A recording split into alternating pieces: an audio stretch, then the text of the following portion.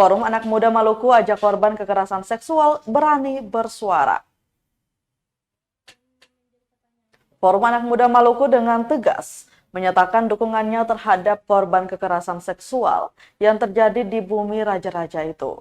Di sebuah kafe di Kota Ambon pada Sabtu 9 September 2023 malam, sejumlah anak muda dari berbagai latar belakang itu berdiskusi terkait kasus kekerasan seksual yang marak terjadi belakangan ini.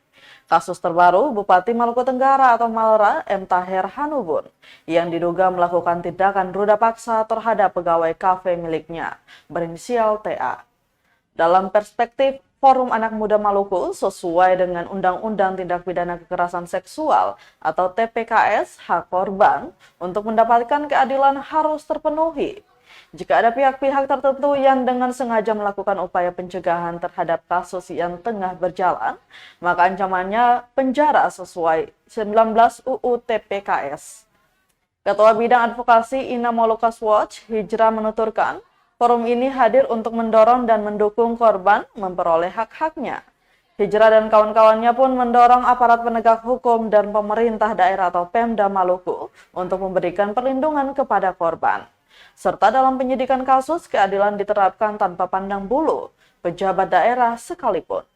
Dukungan yang sama datang dari Ketua Gerakan Mahasiswa Kristen Indonesia atau GMKI Cabang Ambon, Apriansyah Atapari. Dia menyebutkan melalui forum ini diharapkan para korban kekerasan seksual di luar sana tak takut untuk speak up. Segenap anak muda Maluku ada sebagai payung bagi para korban mendapatkan haknya.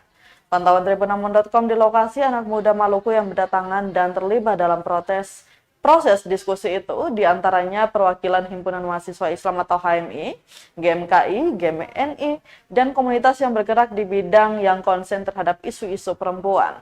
Diskusi itu menghadirkan narasumber pemantik, koordinator Gerak Bersama Perempuan Maluku Lucy Paylow, dan jurnalis perempuan Maluku Insani Syahbarwati.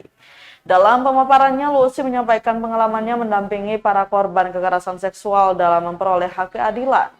Diakuinya tak jarang selama proses mencari keadilan, korban kerap diintimidasi, dipersekusi dengan uang dan kekuasaan, hingga melewati jalur restoratif justice.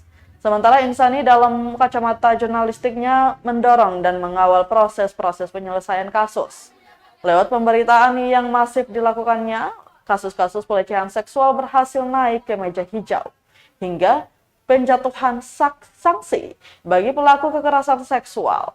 Dalam kasus yang tengah marak ini, semangat juang melalui anak muda diperlukan agar korban mendapatkan keadilan sesuai implementasi Undang-Undang TPKS.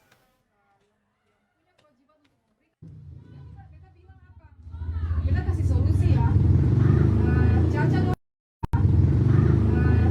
Dia negara, dia rakyat dan